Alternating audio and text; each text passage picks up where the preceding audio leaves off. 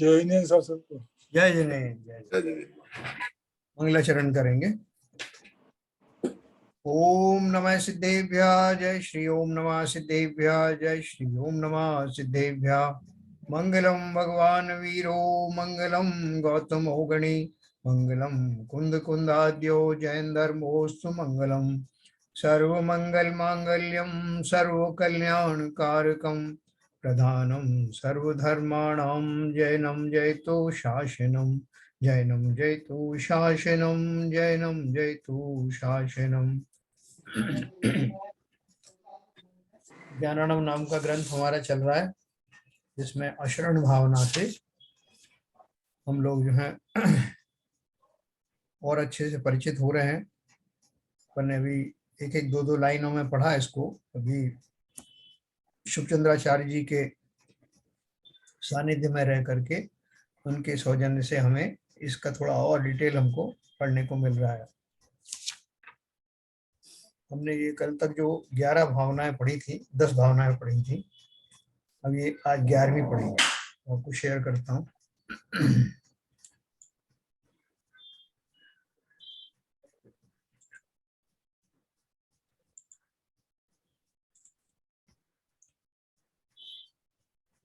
हाँ, देखिए 10वें में अपन ने पढ़ा था कि संसार में कोई हमारा शरण वाला नहीं है, लेकिन मुझे ऐसा लगता नहीं है। ये अपन ने पढ़ा था, हे मूढ़जन, दूसरों की आई हुई आपदाओं को इस प्रकार नहीं जानते, जैसे असंख्य जीवों से भरा हुआ वन जलता हो और वृक्ष पर बैठा हुआ मनुष्य कहे कि देखो ये सब जीव जल रहे हैं, परंतु यह नहीं जाने कि जब यह वृक्ष जलेगा तब मैं भी इनके समान ही जल जाऊंगा। यह बड़ी मूर्खता है। कल हमने ये पढ़ा था, आज अपन 11 नंबर का पढ़ेंगे। यथा बालम तथा वृद्धम, यथा ढयम दुर्विधम तथा, यथा शूरम तथा भीरुम, साम्येन ग्रस्ते अंतकः। यह काल जैसे बालक को ग्रसता है तैसे ही वृद्ध को भी ग्रसता है, और जैसे धनाढ्य पुरुष को ग्रसता है उसी प्रकार दरिद्र को भी ग्रसता है, तथा जैसे शूरवीर को ग्रसता है उसी प्रकार कायर को भी ग्रसता है। एवं प्रकार जगत के सभी जीवों के को समान भाव से ग्रसता है। किसी में भी इसका हीनादिक विचार नहीं है, इसी कारण से इसका एक नाम समवर्ती भी है। ये अपन ने ये भी पढ़ा था। अब कहते हैं कि इस काल को कोई भी नहीं निवार सकता, है ना। ये पहले वाला जो अपन ने अभी पढ़ा कि बालक हो, वृद्ध हो, शूरवीर हो, कमजोर हो, सबको जब उनका समय आता है तो उठा लेता है। वहां कोई किसी का बल या ताकत या रौब नहीं चलता। तो अगला वाला है 12 नंबर। अब कहते हैं कि इस काल को कोई भी नहीं निवार सकता। गजाश्वर रथ सैन्यानि, मंत्रो औषध बलानि च, व्यर्थी भवन्ति सर्वाणि विपक्षे देहिनाम यमे। ऊपर ले लीजिए। जब यह काल जीवों के विरुद्ध होता है, अर्थात जगत के जीवों को ग्रसता है तथा नष्ट करता है, तब हाथी, घोड़ा, रथ, सेना, मंत्र, तंत्र, औषध, पराक्रमादि सभी व्यर्थ हो जाते हैं। जब मृत्यु आती है तब इस जीव को कोई भी नहीं बचा सकता, है ना। अपन ने सोम चक्रवर्ती की कथा सुनी। सोम चक्रवर्ती जिसने अपने रसोइयों को प्राणदंड दिया था, जो मर करके एक राक्षस जाति का व्यंतर देव बना था, और उसने राजा को, उनको चक्रवर्ती को मारने के लिए बीच नदी में ले जा करके और उसको मारने की कोशिश की। तो पहले तो वो राजा भयभीत हो गया। सबसे पहले उसने चक्र को याद किया। चक्रवर्ती था ना, जिसके एक याद करते ही चक्र जो है आसमान में, जो 1000 देवों से संरक्षित रहता है, तुरंत आ जाता है। तो वहां तो उनका वो चक्र भी याद करने से आया नहीं। देखो पुण्य क्षीण होते ही क्या दशाएं होती हैं। और वो डर के मारे यहाँ से कांपने लगा पत्ते की तरह। और राक्षस ने अपना वो रसोइया, पूर्व रसोइया ने अपना रूप दिखाया और उस तलवार से उसको मारने का उपक्रम किया।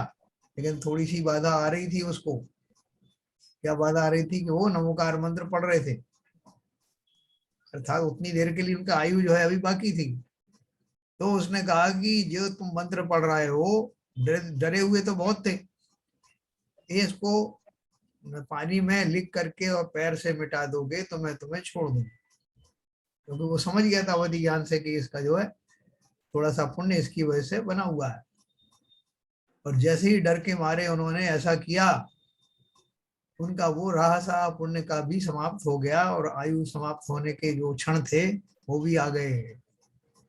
तो तुरंत अपने तलवार के प्रहार से उसने उस चक्रवर्ती को, जिसमें 6 खंड के राज्यों राजाओं को, मुकुटबद्ध राजाओं को झुका दिया हो, ऐसा महान पराक्रमी राजा मृत्यु आने के समय में काल से पराजित हो जाता है। तो किसको किसकी बात करें, इससे ज्यादा समर्थ कौन हो सकता है पृथ्वी पर? चक्रवर्ती, जो मनुष्यों का राजा कहलाता है। तो जब मृत्यु आती है तब इस जीवों को कोई भी बचा नहीं सकता। 13वां है, विक्रमई कर सस्तावजन है सर्वो अपि वल्गति न शृणोत्यदयम् यावत् कृतांत हरिगर्जितम। पराक्रम ही है अद्वितीय, पराक्रम ही है अद्वितीय रस जिसके, ऐसा यह मनुष्य तब तक ही उद्धत होकर दौड़ता कूदता है जब तक कि काल रूपी सिंह की गर्जना का शब्द नहीं सुनता। अर्थात तेरी मौत आ गई ऐसा शब्द सुनते ही सब खेल कूद भूल जाता है। हाँ, कितना ही उसमें जो है वो मौज मस्ती में लगा हुआ हो, और एक बार उसको ये कोई आके कहे यकीन पूर्वक कि अब आप अगले क्षण ही मरने वाले हैं, तो सब कुछ सुध बुध भूल जाता है, काय का राग रंग। इस काल वैरी को देख करके सबके होश उड़ जाते हैं और कोई बचा नहीं सकता। जिसकी आई है उसी को जाना है। आसपास आपके सब खड़े हुए होंगे, दादा काका पिता माता सब, लेकिन जिसकी मृत्यु आई है उसे आज तक कोई बचा नहीं सका। 14वां नंबर है, अकृतावीष्ट कल्याणम सिद्धारब्ध वांछितम प्रागे वाग्यत्य निशंसो हंति लोकम यमे क्षणे।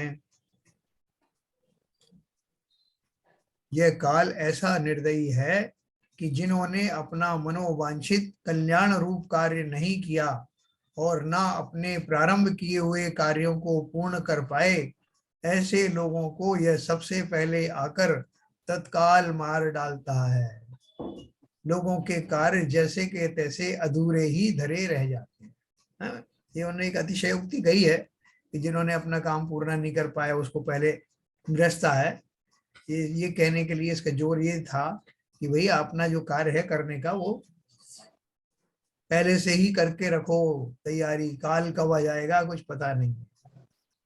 तो इसलिए उन्होंने कहा कि वो जो लोग चिल्लाते रहते हैं कि इसमें वैष्णव दर्शन में एक कथाएं आती रहती ना, कि जब वो आ गए उसको यमराज आ गए उठाने के लिए, तो उसने कहा कि साहब थोड़ी देर और रुक जाओ, मुझे अपने इसकी शादी करनी है, वो करना है, फलाना करना है। तो यमराज ने कहा कि भाई मेरे पास समय नहीं है। कई बार ये भी कहा जाता कि यमराज ने गलती से उसको पकड़ लिया और नंबर किसी और का था। ये सब किंवदंतियां हैं, लेकिन काल जिसका आता है वही उसी को ही उठाया जाता है, कभी कंफ्यूजन नहीं होता। और दूसरी बात ये कि किसी ने काम अपना किया हो ना किया हो, सभी को अपना समय आने पर उठना ही पड़ता है।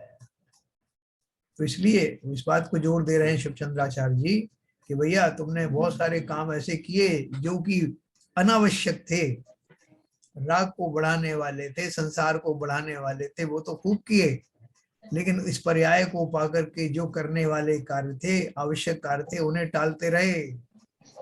अभी तो हम जवान हैं, अभी तो हम बुढ़ापा दूर है, इस धर्म कार्य तो बुढ़ापे में किए जाते हैं, और बुढ़ापा आने पर मैं और कमजोर और शिथिल हो गया, मेरी संकल्प शक्ति इच्छा शक्ति सब समाप्त हो गई, और मैं हर पल मृत्यु से की ओर बढ़ता हुआ और भी ज्यादा भयभीत होने लगा। क्यों? मेरी विल पावर भी नहीं रही, शरीर में बहुत सारी व्याधियां उत्पन्न हो गई, बहुत सारी व्याधियां इन्हीं क्षणों के लिए तैयार बैठी रहती हैं। जब हम निस्सहाय हो जाते हैं, हमारा वश नहीं चलता, शरीर में कमजोरियां आती हैं, उसी समय और दूसरी व्याधियां भी उत्पन्न हो जाती हैं। तो कौन कहते हैं साहब क्या प्रॉब्लम है साहब? बोले, कुछ नहीं साहब, बुढ़ापा है। यानी बुढ़ापा स्वयं ही अपने आप में एक बहुत बड़ी व्याधि है। उस व्याधि के रहते आप धर्म कर्म क्या करोगे अगर आपका पूर्व में अभ्यास नहीं है तो? अगर पूर्व में अभ्यास है तो अवश्य आप बुढ़ापे की दशा से भी निरापद निकल जाएंगे।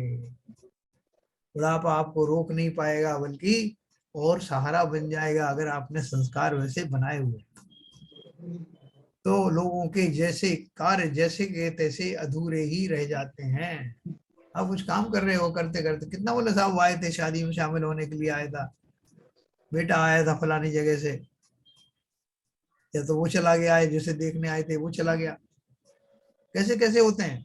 पूरी की पूरी साहब वो बस थी, बारातियों से भर करके जा रही थी, नदी में डूब गई।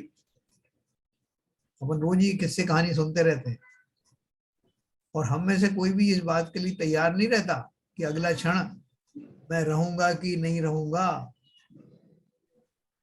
ये बात हम सुनना भी नहीं चाहते, लेकिन कभी भी कुछ भी घटित हो सकता है, इसके लिए अंदर से पूरी तैयारी रखना। और ऐसी पूरी तैयारी किसकी होती है? जिसने वास्तव में इस रहस्य को समझ लिया है कि सब किसी भी जीव को कोई कभी बचा नहीं सकता, संसार में कोई शरण नहीं है। अगर शरण है तो स्वयं आत्मा ही मेरी शरण है। बोलते हैं बुद्धम गच्छम शरणामी करके, है ना उनके यहाँ जो वो सारे अजोगत है। हमारे यहाँ क्या है? सब जगह आत्मा ही शरण है, इसके अलावा कोई नहीं है। तो देखो फिर भी जीवों को के अज्ञान पने को दिखाते हैं। अज्ञान पना क्या है?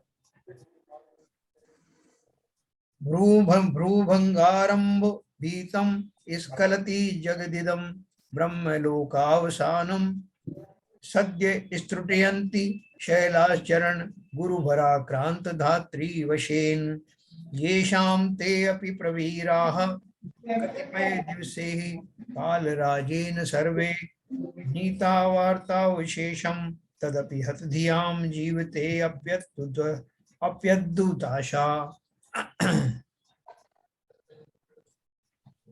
जिनकी भों के कटाक्षों के प्रारंभ मात्र से ब्रह्मलोक पर्यंत का यह जगत भयभीत हो जाता है, तथा जिनके चरणों के गुरुभार के कारण पृथ्वी के दबने मात्र से पर्वत तत्काल खंड खंड हो जाते हैं, ऐसे ऐसे सुबटों को भी जिनकी की अब कहानी मात्र ही सुनने में आती है, इस काल ने खा लिया है। कोई किसी की आवाज आ रही है, बंद कर दीजिए साहब, म्यूट करिए। ऐसे ऐसे सुबटों को भी जिनकी की अब कहानी मात्र ही सुनने में आती है। आप म्यूट कर दीजिए सर। एक मिनट और देखता हूं मैं। हो गया, आएगा। अभी नहीं आएगा, हो गया। हाँ, इस काल ने खा लिया है, फिर यह हीन बुद्धि जीव अपने जीने की बड़ी भारी आशा रखता है। ये कैसी बड़ी भूल है। देखो क्या बोल रहे हैं, संसार में बहुत सारे ऐसे जीव हैं जिनकी दृष्टि टेढ़ी होते ही लोग कांपने लगते हैं। फिर सर ऐसा उनको जरा गुस्सा आ गया अगर तो अनर्थ हो जाएगा।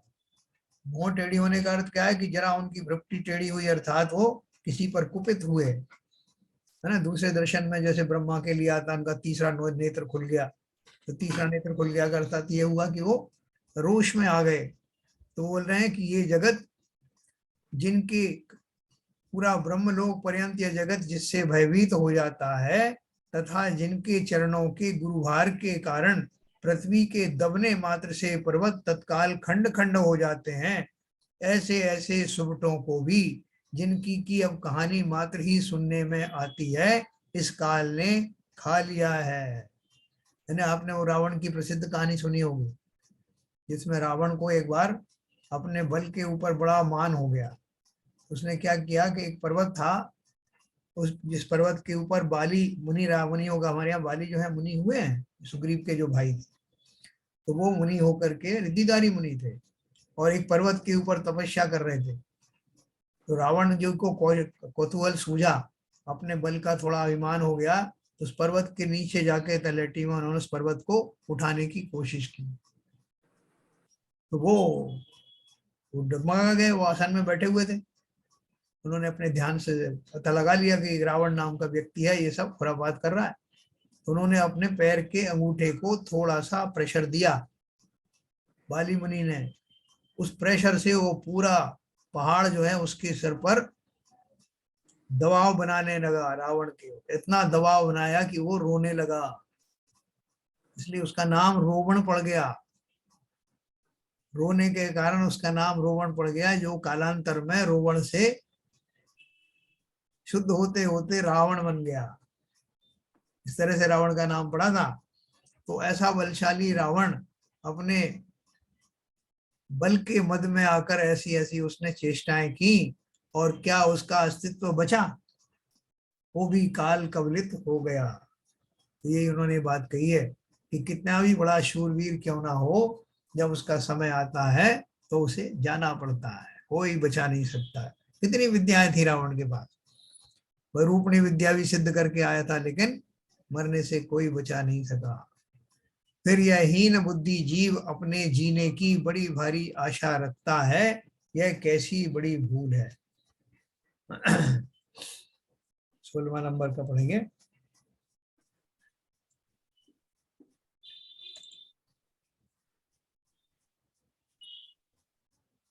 रुद्रा शागज दैव दैत्य खचर ग्राह ग्रह व्यंतरा दिक्पाला प्रतिशत्रवो हरिबला व्यालेन्द्र चक्रेश्वरा ये चान्ये मरुधर्यमादिवलिनः संभूय सर्वे स्वयं नारब्धम यम किंकरेहि क्षणमपि त्रातुम क्षमादेहिनम।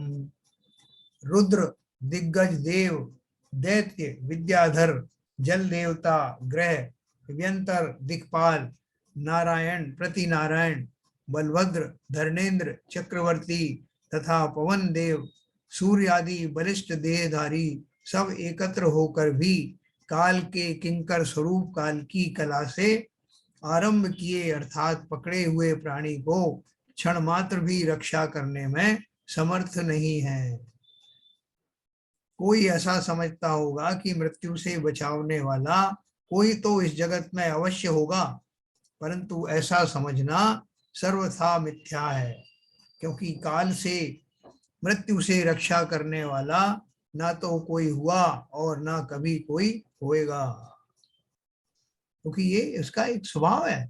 प्रकृति में जो जन्मता है वो अवश्य ही मरता है, जो अजन्मा है वो कभी नहीं मरता।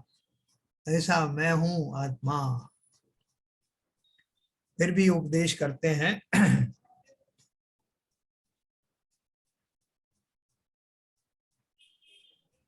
आरब्धा मृग बालिकेव विपिने संहार दंति द्विषा पुंसाम जीव कला निरेति पवन व्याजेन भीता सती त्रातुम न शंसे यदि क्रमपद प्राप्ताम बराकी मिमाम न त्वं निगृण लज्जेस अत्र जनने भोगेषु रंतुम सदा। हे मूल प्राणी, जिस प्रकार वन में मृग की बालिका को सिंह पकड़ने का प्रारंभ करता है और वह भयभीत होकर भागती है, उसी प्रकार जीवों के जीवन की कला काल रूपी सिंह से भयभीत होकर उच्छ्वास के बहाने से बाहर निकलती है अर्थात भागती है। और जिस प्रकार वह मृग की बालिका सिंह के पांवों तले आ जाती है, उसी प्रकार जीवों के जीवन की कला काल के अनुक्रम से अंत को प्राप्त हो जाती है। अतएव तू इस निर्बल की रक्षा करने में समर्थ नहीं है, और हे निर्दयी, तू इस जगत में भोगों में रमने को उद्यमी होकर प्रवृत्ति करता है और लज्जित नहीं होता है ना। यह तेरा निर्दयपन है, क्योंकि सत्पुरुषों की ऐसी प्रवृत्ति होती है कि जो कोई किसी असमर्थ प्राणी को समर्थ दबावे तो अपने समस्त कार्य छोड़कर उसकी रक्षा करने का विचार करते हैं।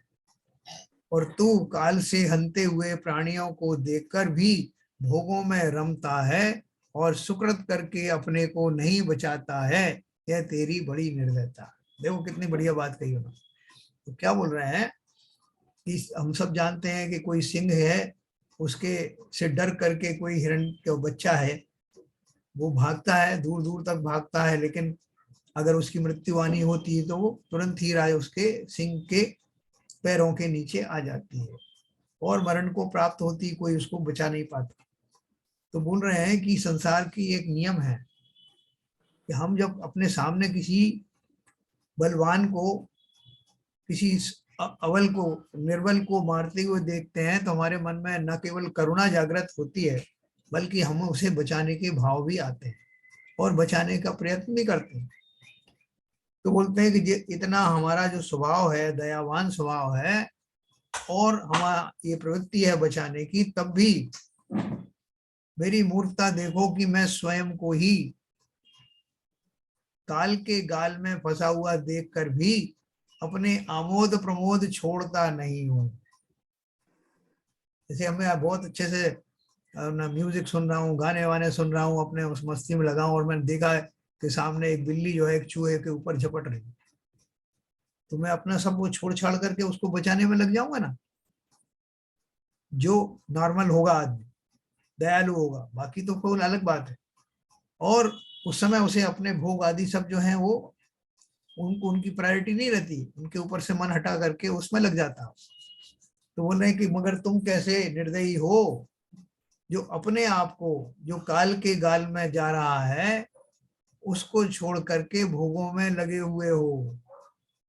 मतलब ये दोनों चीजें दूसरों पर भी घटित हो रही है, मेरे ऊपर भी घटित हो रही है। मैं ही मेरे बचाने का भाव रख सकता हूँ और मैं ही अपने आमोद प्रमोद में मस्त रह सकता हूँ। तो ये घोषणा होते ही कि मेरा भी मृत्यु के क्षण आने वाले हैं, कौन ऐसा होगा जिसको बता दिया जाए कि आप अगले ही क्षण आपको मार दिया जाएगा और उसके बाद भी वो आमोद प्रमोद में लगा रहे मस्त, ऐसा कौन मूर्ख होगा। तो बोल रहे हैं कि तू काल से हंते हुए प्राणियों को देखकर भी भोगों में रमता है। अपने सामने लोगों का विप्लव हो रहा है, कत्लेआम हो रहा है, लोग मारे जा रहे हैं और आप अपने भोगों में मस्त हो, ऐसा कैसे हो सकता है। या तो आप पत्थर दिल इंसान हैं, या आपको भोगों में गृद्धता बहुत ज्यादा है और मैं भी मारा जाऊंगा, मेरा भी अंत होगा, इस बात का भान नहीं है। ये तीन चीजें हो सकती हैं। तो बोल रहे हैं अगर वास्तव में तुझे मानवता नाम की कोई चीज है तो जैसे उन जीवों को बचाने के भाव अवश्य आते हैं, उसी तरह स्वयं उन विषयों रूपी कीचड़ में फंसा हुआ होकर अपनी मृत्यु हो रही है, ये पर्याय चली जा रही है, नष्ट होती जा रही है, और मुझे अपने आप को उस काल से बचाने के भाव। काल से कैसे बचेंगे, अभी तो अपन ने पढ़ा काल से तो बच नहीं सकते। बचने का अर्थ यहाँ ये है कि काल की वस्तु स्थिति जानकर, वास्तविकता जान करके अपने उस कार्य को संपूर्ण करूं जो उस पर्याय में मुझे करने के लिए भेजा गया है। कौन सी पर्याय, ये श्रेष्ठ पर्याय जो मनुष्य पर्याय है, जिसमें मुझे स्वयं का कल्याण करने के लिए पर्याय बहुत मुश्किल से, बहुत पुरुषार्थ के कारण ये मुझे प्राप्त हुई है। बहुत मैंने पुण्य किए, बहुत पुरुषार्थ किया, बहुत अच्छे संस्कार बनाए, तब जाकर के मैं इस मनुष्य देह में उत्पन्न हुआ। इसको मामूली मत समझना। बहुत बहुत एकेंद्री से लेकर पंचेंद्री तक का सफर, पंचेंद्री से लेकर के मनुष्य पर्याय तक का सफर। मनुष्य पर्याय में भी उत्तम कुल और उत्तम जाति आदि मिलना, बुद्धि ऐसी मिलना, जिनेन्द्र वाणी मिलना, एक से एक दुर्लभ वस्तुएं हैं, उनका आपने लाभ नहीं उठाया तो मृत्यु तो निश्चित है। आपको थोड़े समय के लिए ही वो सहूलियत दी गई थी, अगर हम उसको भुला करके उसको यूं ही व्यर्थ गंवा दें तो बोल रहे हैं कि इतने कि इससे बड़ी निर्दयता क्या है। दूसरे जीवों पर तो उपकार करने की बात है, स्व के ऊपर कभी उपकार किया क्या? इसलिए तो वो अंतराय कर्म के लिए बोलते हैं कि हमने कभी भी स्वयं को उस आनंद का दान नहीं दिया, अर्थात दानांतराय आया। हमने कभी भी आत्मा को अर्थात स्वयं को उस आनंद रूपी भोग और उपभोग का दान दिया नहीं, है ना। उस सुख से उसको वंचित रखा है, जो उसका मूल जन्म सिद्ध अधिकार है। ये सारे अंतराय पैदा करने वाले तो हम स्वयं ही हैं। तो इन्होंने बोला कि भैया, ये जो आपको यहाँ से वहां तक का जो चित्रांकन किया गया है, उसके अनुसार, उस चित्रण के अनुसार ये ध्यान रखना कि जिस तरह काल ने किसी को भी बख्शा नहीं, छोड़ा नहीं कि अच्छा भैया ये काम तो अधूरा रह गया, इसको कर ले फिर हम आ जाएंगे, इसलिए हमारे लिए भी कोई ठहरने वाला नहीं, है ना। तो इसलिए उन्होंने अपना को संबोधा है कि भैया, अगर मैं थोड़ी सी भी किंचित मानवता है तो जैसे दूसरे प्राणियों को बचाने का उपक्रम करता हूं, वैसे स्वयं को समय रहते हुए ही संसार में वापस और गहरे फंसने से रोक लेना। 18 नंबर पढ़ेंगे।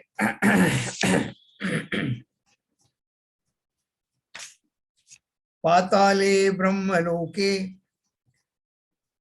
सुरपति भवने सागरांते वनांते दिक्चक्रे शैल श्रृंगे दहन वन हिम ध्वांतौ वज्रासी दुर्गे भूगर्भे सन्निविष्टम समदकरी घटा संकटे वा बलीयान कालो अयम क्रूर कर्मा कवलयति बलाज जीवितम देह भाजाम।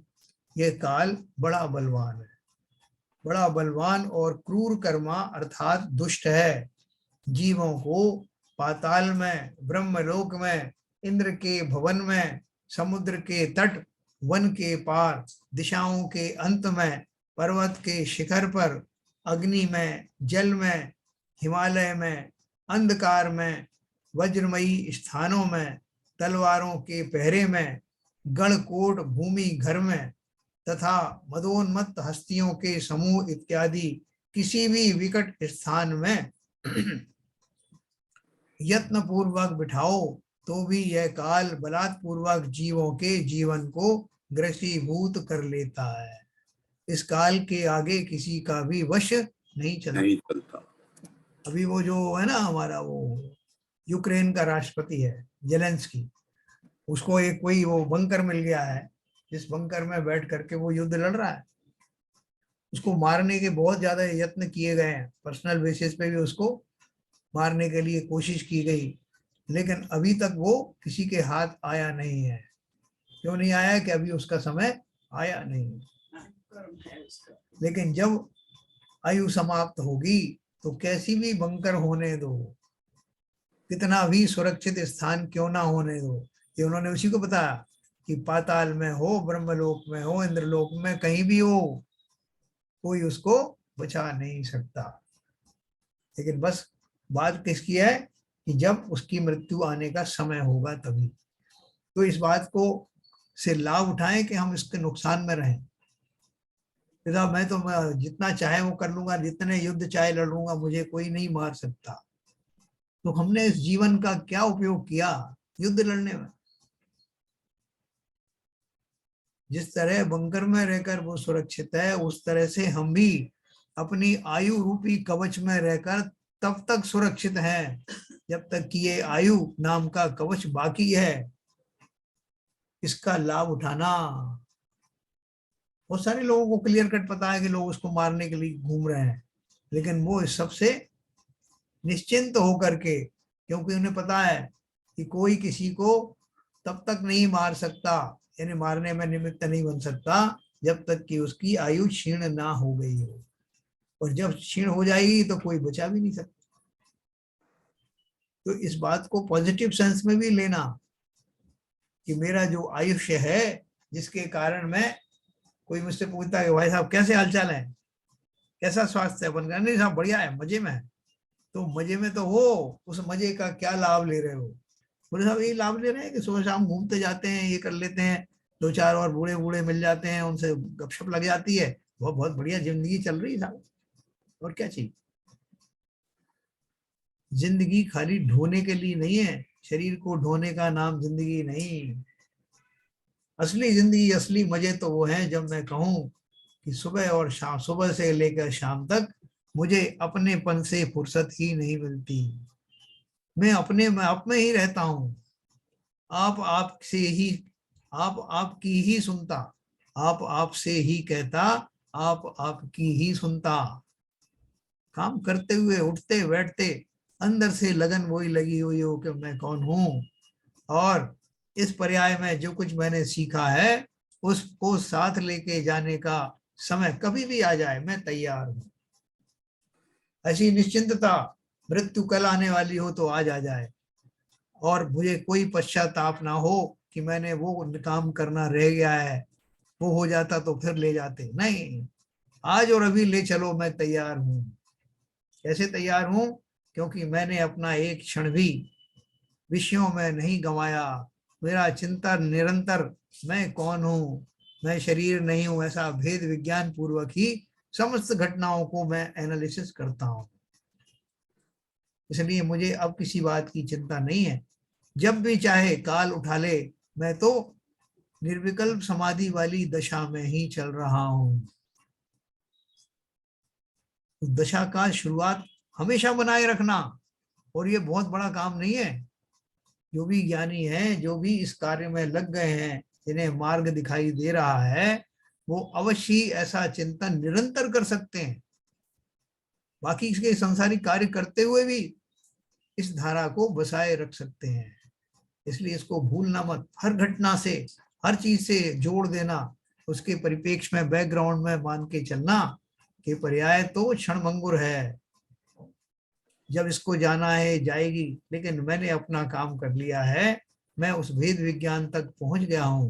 मैंने अब वस्तु स्थिति को पहचान लिया है, वस्तु स्वरूप को जान लिया है। और अगर नहीं जाना है तो आज से और अभी से पूर्ण लगन के साथ इसको जानने में लग जाना। फिर हमें कोई खेद नहीं रहेगा कि अरे मैं समय से पहले मुझे उठा लिया गया। कभी नहीं, पूरी तैयारी से। तो देखो, इस काल के आगे किसी का भी वश नहीं चलता। अब अशरण भावना का वर्णन का पूरा करने के लिए कथन को संकोचित करते हैं, है ना। ये हमारी अशरण भावना है, बहुत गहराई से समझना इसको।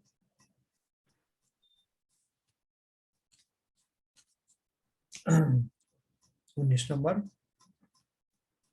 अस्मिन्नंत कभोग वक्त्र विवरे संहार दृष्टांकिते संसुप्तम भुवनत्रयम् स्मर्गर व्यापार मुग्धीकृतम् प्रत्येकं गिलतोष्य निर्दय धियः केनाप्युपायेन वै नास्मिन् शरणं तवार्य कथमप्यत्यक्ष बोधम विना। हे आर्य पुरुष, अंत समय रूपी दाढ़ से चिन्हित काल रूप सर्प के मुख रूपी विवर में काम रूपी विष की गहलता से मूर्छित भुवनत्रय के प्राणी गाढ़ निद्रा में सो रहे हैं। उनमें प्रत्येक को यह निर्दय बुद्धि काल निगलता जाता है, परंतु प्रत्यक्ष ज्ञान की प्राप्ति के बिना इस काल के पंजे से निकलने का और कोई भी उपाय नहीं है। अर्थात अपने ज्ञान व स्वरूप का शरण लेने से ही इस काल से रक्षा हो सकती है। इस प्रकार अशरण भावना का वर्णन किया है। हाँ? इस भावना का संक्षेप यह है कि निश्चय से तो समस्त द्रव्य अपनी अपनी शक्ति के भोगने वाले हैं, तथा कोई किसी का कर्ता हर्ता नहीं है, किंतु व्यवहार दृष्टि से निमित्त नैमित्तिक भाव देखकर यह जीव अन्य किसी के शरण की कल्पना करता है। यह मोह कर्म के उदय का महात्म है। हम सोचते हैं कि हमें कोई ना कोई बचा लेगा। तो भाई साहब, आप कहाँ रहते हो? सब लोगों के बीच में रहा करो ना, अपने स्वजनों के बीच में रहो, समाज के लोगों के बीच में रहो। बोले क्यों रहे? बोले साहब इसलिए कि कोई भी अगर आप मरने लगोगे तो कोई बचा लेगा है। मरने लगोगे तो कोई बचा लेगा, ये बात तो नहीं लगती। हाँ, दूसरे कारण अवश्य हो सकते हैं कि वो मुझे अंतिम समय में सद्वचनों को सुना सकते हैं, मेरी समाधि आदि की व्यवस्था कर सकते हैं, वो बात तो ठीक है, लेकिन काल से कोई बचा नहीं सकता। व्यवहार दृष्टि से निमित्त नैमित्तिक भाव देखकर यह जीव अन्य किसी के शरण की कल्पना करता है। यह मोह कर्म के उदय का महात्म है। इस कारण यदि निश्चय दृष्टि से विचारा जाए तो अपनी आत्मा का ही शरण है, और व्यवहार दृष्टि से विचार किया जाए तो परंपरा सुख के कारण वीतरागता को प्राप्त हुए पंच परमेष्ठी का ही शरण है, क्योंकि ये वीतरागता के एकमात्र कारण है। अतएव अन्य सब का शरण छोड़कर उक्त दो ही शरण को विचारना चाहिए। दो शरण कौन कौन सी हुई? एक तो मेरी अपनी शरण, और अगर मैं अपनी शरण में उतनी अभी स्पष्ट रूप से नहीं आ पाता हूं तो पंच परमेष्ठी की शरण, उनका आलम्बन, है ना। देखो एक बहुत बढ़िया बात यह है, मैं भी आपको जो स्क्रीन शेयर बंद करके आपको बताऊंगा।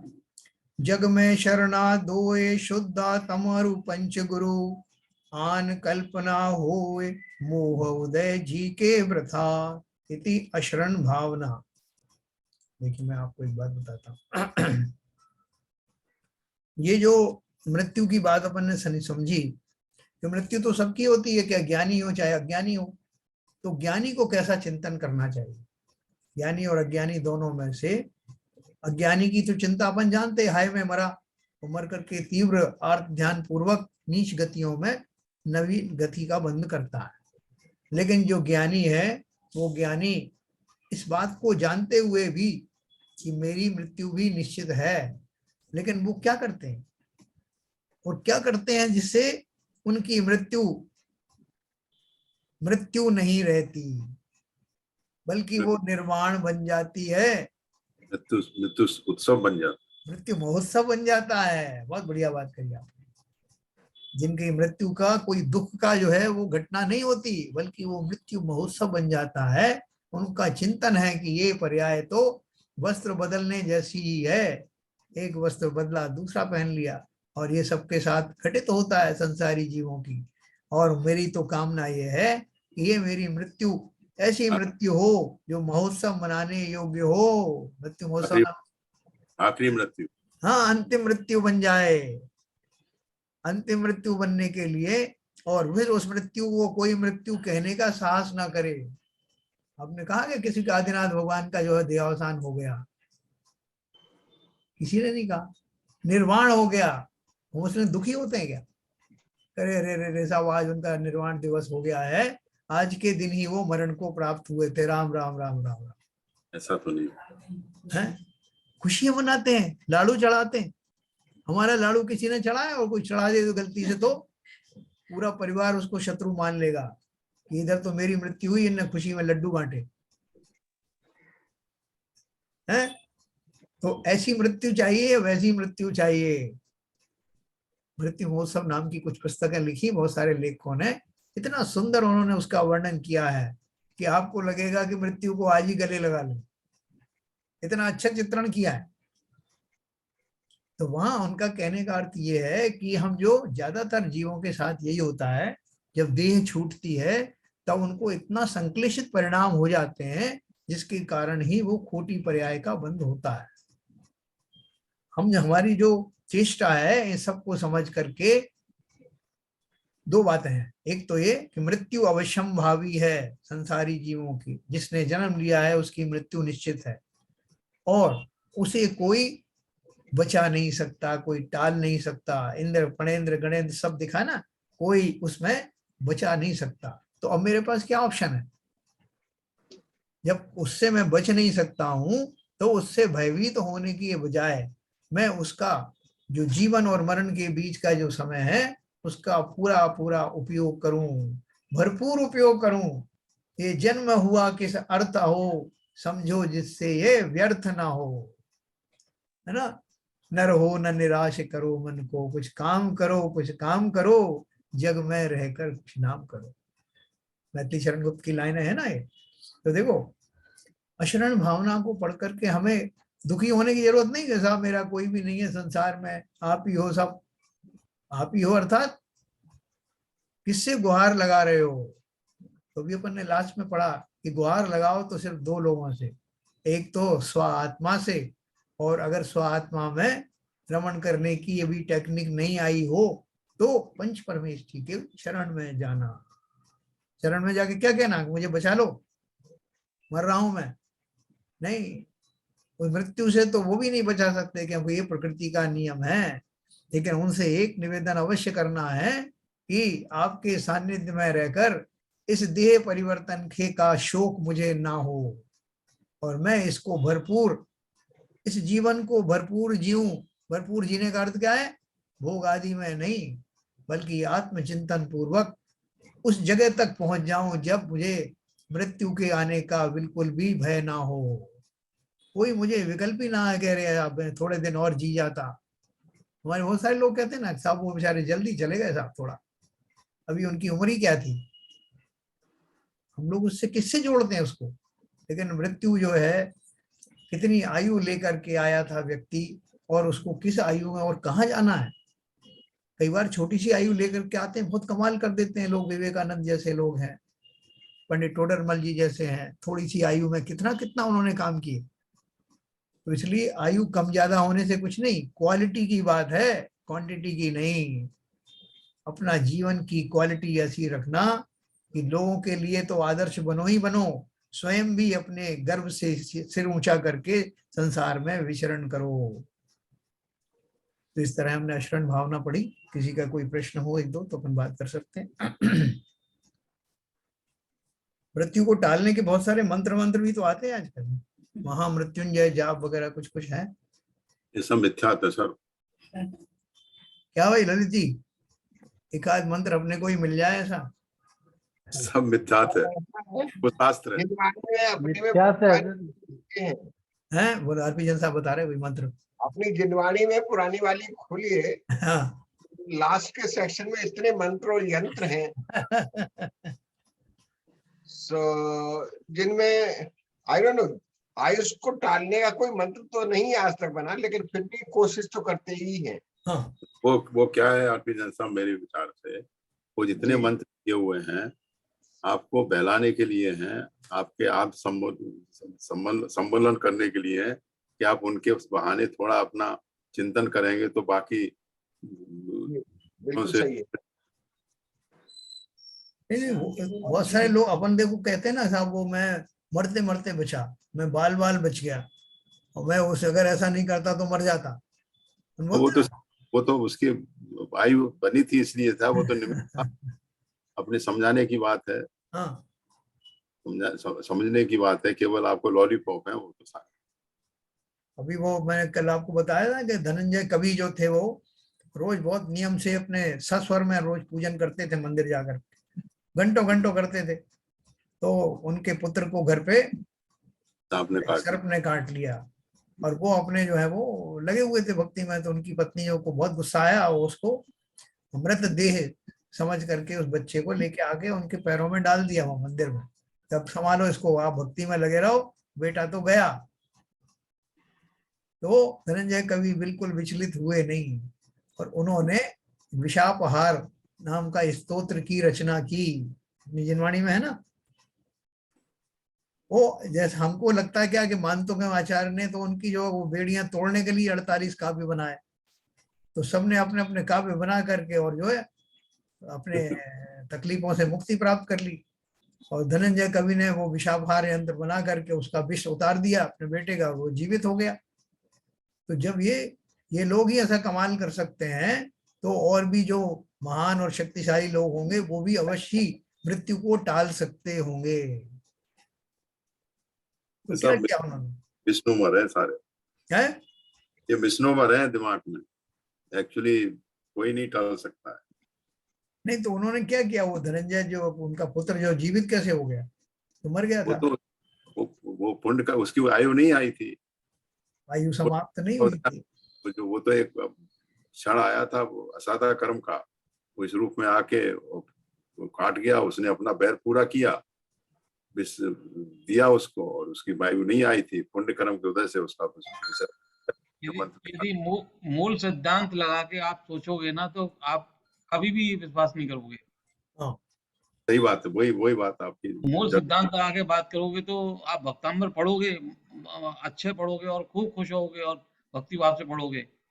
लेकिन ये देख के आप नहीं पढ़ोगे भक्तांबर पढ़ने से मेरी आयु बढ़ जाएगी या मेरे रोग दूर निवारण हो जाएंगे या मेरा हो जाएगा। वो तो भक्ति भाव है, बाकी उनसे कुछ होना नहीं है। वो तो क्योंकि मूल सिद्धांत जिसने समझ लिया वो फिर ये नहीं कह सकता कि इस वजह से मेरे को ये फायदा हो जाएगा।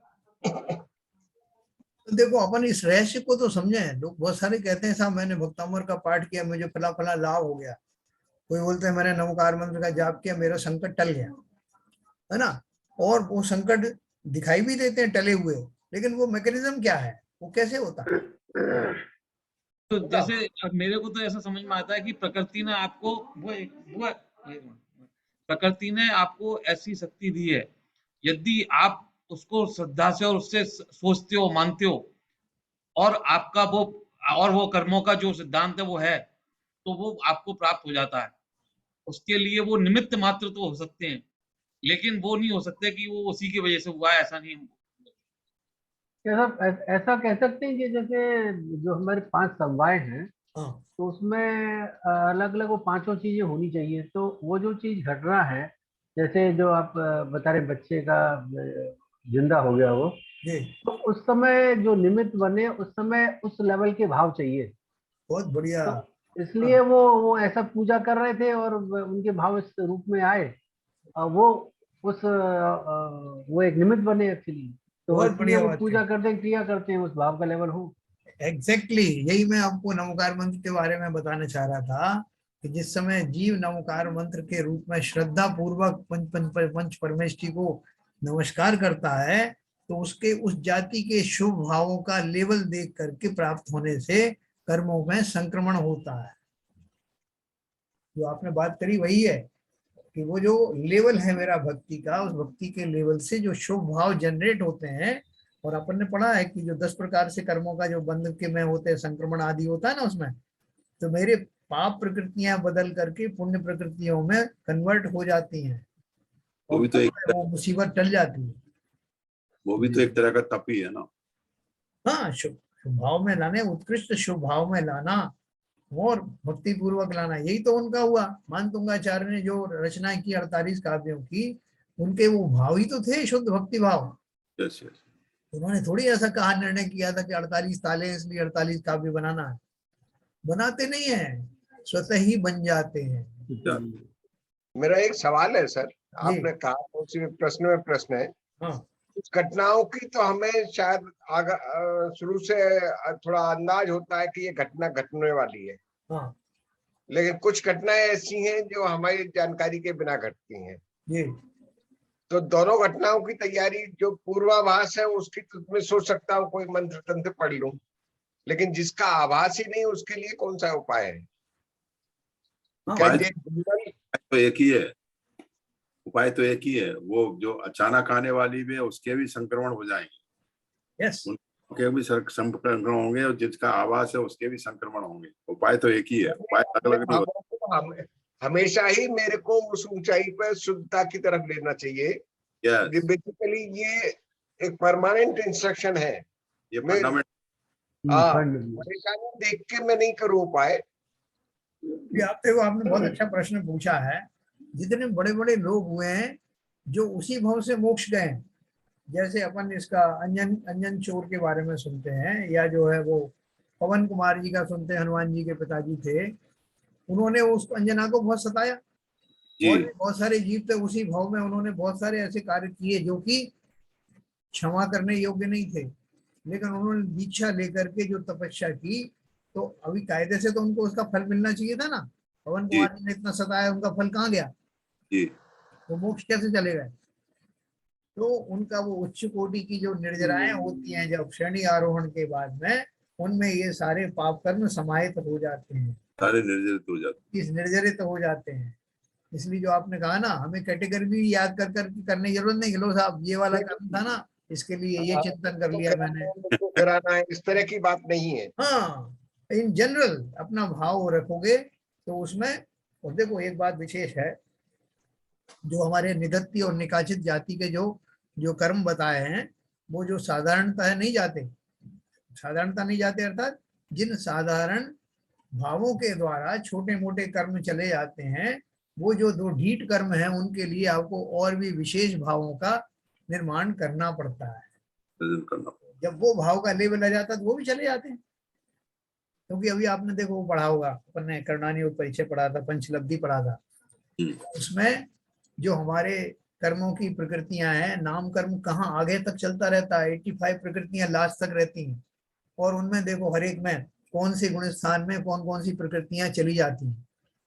कब आपका वेद चला गया, स्त्री वेद चला गया, नपुंसक वेद चला गया, फिर पुरुष वेद चला गया, फिर आपकी चारों कषाय में से सारी कषाएं एक एक करके जाती रहती हैं, फिर लास्ट में जा करके जो सब लोभ में कन्वर्ट हो जाती हैं, फिर लोभ कषाय भी अंत में चला जाता है।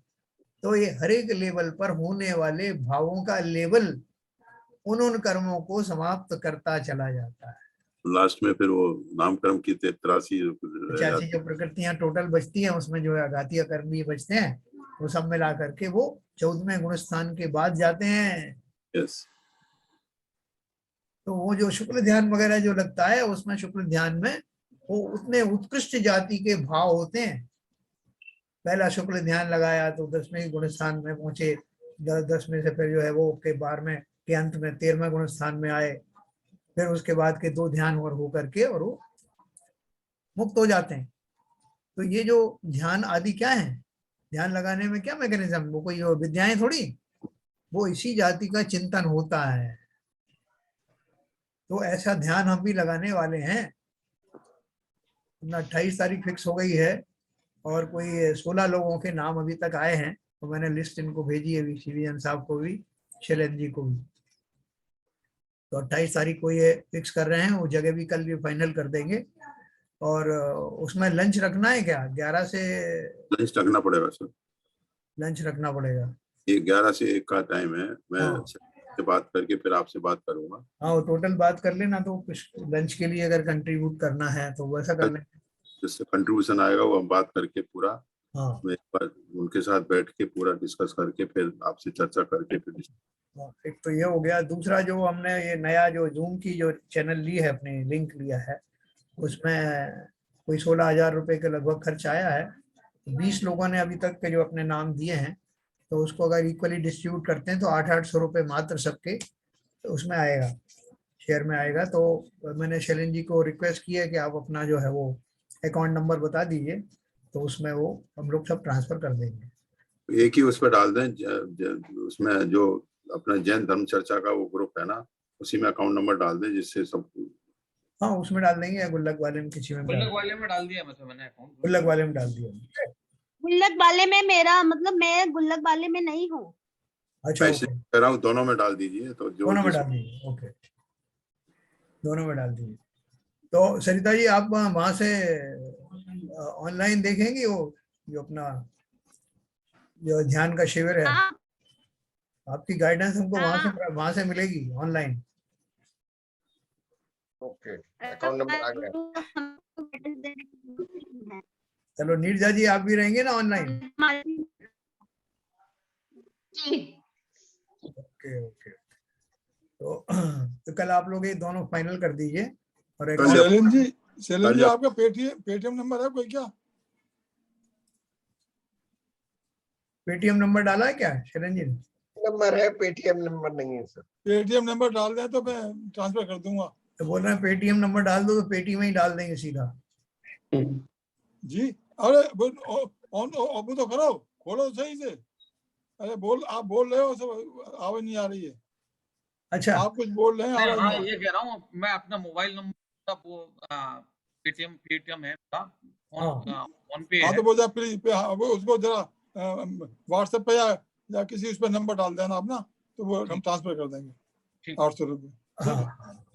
मैंने इसको जैन ग्रंथों में कॉपी कर दिया है सर। वाह वाह, वहां से सब देख लीजिए, उसमें अपन ट्रांसफर कर देंगे। बहुत अच्छा लगा। ज्यादा लोग होने से कुल 800 रुपए का कंट्रीब्यूशन से ही सबका हो गया पूरा। चलिए एक साल के लिए। ठीक है सर। चलिए हाँ चलिए जिनवाणी स्तुति करेंगे। नित्यतम नाश वेको ज्ञान के प्रकाश वेको आपा पर भास वेको भानु सी बखानी है। क्यों द्रव्य जान वेको बंध वेधि भान वेको सो पर पिछान वेको परम प्रमाणी है। अनुभवताय वेको जीव के जताय वेको काहू न सताय वेको भव्य और आनी है। जहाँ तहाँ तार वेको पार के उतार वेको सुख विस्तार वेको यही जिन वाणी है। ये जिनवाणी भारती तो है जपुजन रैन, जो तेरी शरणा गए सो पावे सुख चैन। जिनवाणी के ज्ञान से सूझ लोकालो, तो वाणी मस्तक धरो सदा देते हैं धो, सदा देते हैं धो। जिनवाणी माता की जय। जय।